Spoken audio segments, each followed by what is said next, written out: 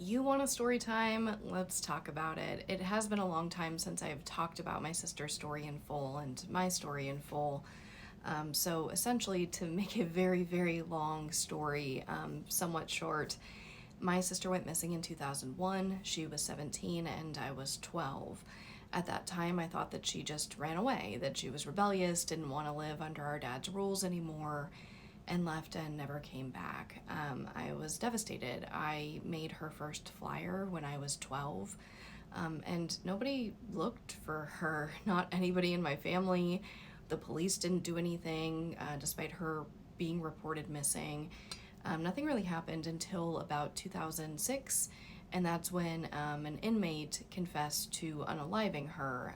This was a false confession. He has since recanted several times. And what this did, though, was make the police finally look into my sister's case. Why is the 17-year-old missing? What's going on there? And they pretty quickly realized that it was our father who most likely was the reason Alissa was gone. So they came in and they raided our home and ended up finding domestic tea items that I can't really say here on TikTok. If you look it up, you'll see that that was his first arrest in 2008. He ends up getting about 10 years in prison for that. Now, I was just starting college and still living at home and very much brainwashed by our father. You know, my entire life, I was isolated from adults. I wasn't made to go to school. I was able to do whatever I wanted, and I thought my dad was the best guy ever. He is ex-law enforcement. He has this tragic backstory that I completely misunderstood as a kid. So by the time he goes to prison when I'm in college, I think my dad's innocent. I think I need to help him. I don't think ever he could be connected to Alissa going missing. But it turns out, of course, he was. Over the years, my eyes really open. I get more evidence. I understand fully what's going on now that I'm an adult and not a small child that he can manipulate. And essentially, I go to the police and say, I see what you see. I do think my father's responsible. What can I do to help?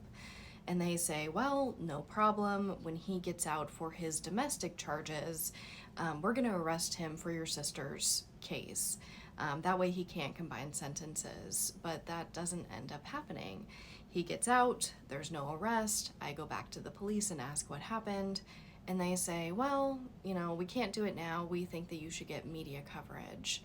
And so that's what I do. I go from working with kids in foster care and having an Instagram with like 2 pictures of my dogs to suddenly throwing myself at the public, begging for help. I do a variety of different social media platforms, Facebook, Instagram, Twitter, all your normal ones.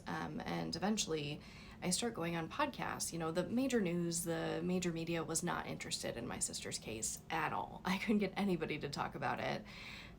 But I could get independent content creators to do it. So YouTube, podcasters, I go on, I don't know, a few dozen, before I'm highly encouraged by my creator friends to create my own content. So I start a podcast called Voices for Justice, and I request my sister's case file, which I'd never done before. I just assumed like this information was known and out there. I don't know why. You guys, I'm not in this world. I just live true crime. I didn't do it professionally at this point. So I eventually get her case records and I'm like, oh my gosh, no one has ever read this case file before. No one has ever reported on her case in full before. So that's what I do. I go through the records, I create this podcast, and I tell her story in excruciating detail. I go back to the 1970s when my dad's a cop. I analyze what he did there, all the way through him adopting my sister and everything in between. It's insane. But eventually after that, I'm making these episodes, and then in March 2020, I find this app called TikTok, and I join it, and I start making videos about her, and I go super viral.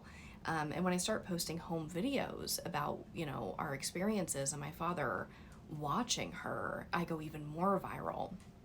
And really, the entire truth of what happened to my sister comes together. She wasn't a rebellious teenager. She was horribly mistreated in our household for her entire life. I just start crying for people to help, literally crying, unfortunately, a lot of the time on this app. I'm begging, I'm crying, I'm asking for help. I raise money for a billboard. I create this podcast. I dedicate my entire life to getting justice for my sister Alissa. And in August 2020, they finally make the arrest. The county attorney thanks me publicly. It's really cool. It's this, crazy experience that is bittersweet because it's hard to see my dad arrested for that. But it's also fantastic to see my sister get some form of justice.